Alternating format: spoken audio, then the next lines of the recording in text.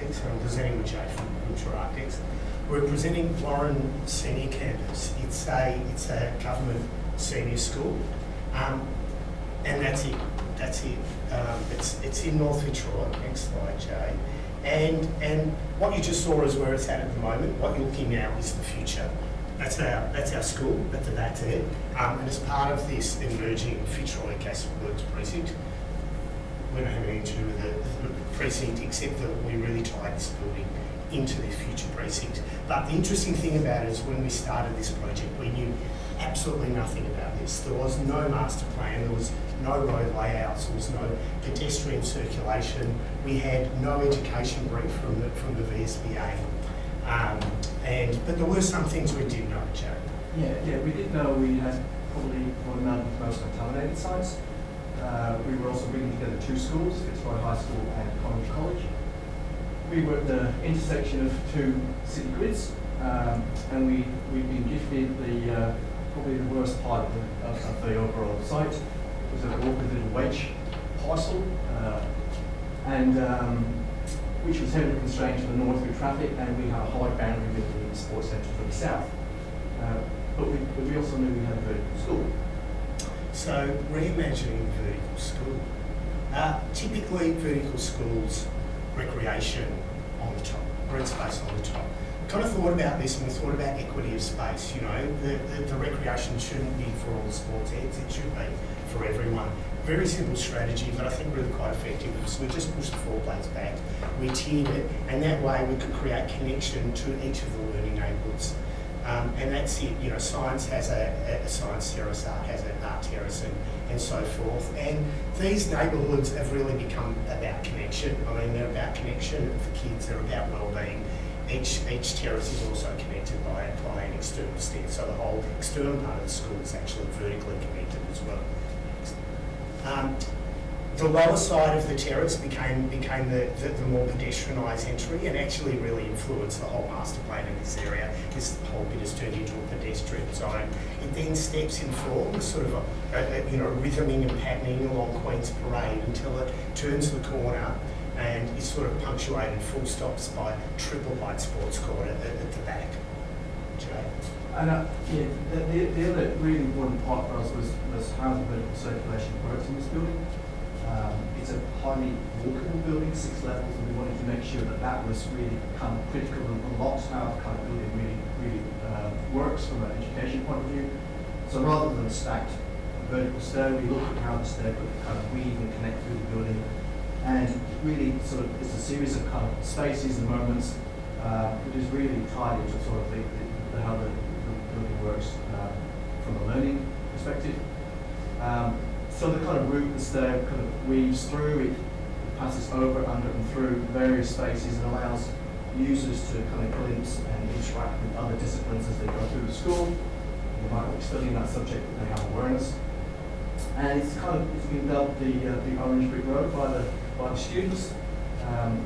And really that kind of the natural rubber flooring, the bright colours gives it that intuitive wayfinding, even though it's quite an unconventional approach to design. And it's kind of your best kind of experienced in person, so you can really understand it from the section. We also used a simple wayfinding idea on each floor with a different colour defining each learning precinct, and that was really developed through the from like native flora, and in particular the amalgam, and that defines each level. The stair is it's highly visible in the space, but it's also quite delicate. It's a bit less light and views through. So whilst it's prominent, it's quite soft within the space. And as it reaches the bottom, the stair merges into an amphitheatre space and spreads out for become a social place for the kids and for gatherings. One size fits all. So we wanted kind of at the heart of the school to be in the middle of the school. You know, traditionally it's down the bottom of central naturing in these vertical schools. And why we wanted to do that is we had a brief which said, you know, science is not separate to art, humanities is not separate to computing. So I wanted to blur all those lines. So we had a lot of non-timetabled space. We had a lot of sort of multidisciplinary spaces, multi-zone spaces, and it was almost like a sort of a floor plate where the drama of the school could play out, kind of raw and stripped back. A lot of intimate zones, a lot of double height zones that connected the different disciplines. So it's about bringing that multidisciplinary world into the plan and the section of the school. And for us, really, sustainability starts with well-being. And the first, the story really began with decontaminating the site and really kind of healing the land. The gasworks site, as we said, so that was really kind of the first part of the story. And then a critical part for us was really kind of embedding the connection to green and landscape and biophilia and all the kind of benefits that come out of that, so that it's really that social, emotional and physical well-being that was really critical for us, and as Marty said, the terraces and the connection to green was critical. We use mini plant on all the levels in order to maximise the roof space for kids, and we achieve the full size court here. The facades are kind of highly performative and deal with heat gains as well as reducing all the cooling loads. And internally, those facades become really beautiful daylit spaces with great views out and minimising any glare. The two stacked courts that we've got are both naturally ventilated. They use operable windows, driven by the rooftop solar. It's a fully electric school, and it's net zero carbon ready. Takes two to tango. So there's many more than two on this job. There was a little bit of a story of two. So two schools that came together, so two principals, two working groups, and I suppose two practices. But there were many more. I worked really closely with our landscape architects and our engineers to make sure these roof terraces obviously don't leak, and the plants grow and fantastic. And we worked really closely with the Wurundjeri on the project as well. Yeah, and the really final section is it was, despite having a public school budget, we really wanted to try to raise the bar for what a public school could do, both in terms of learning and for its wider community.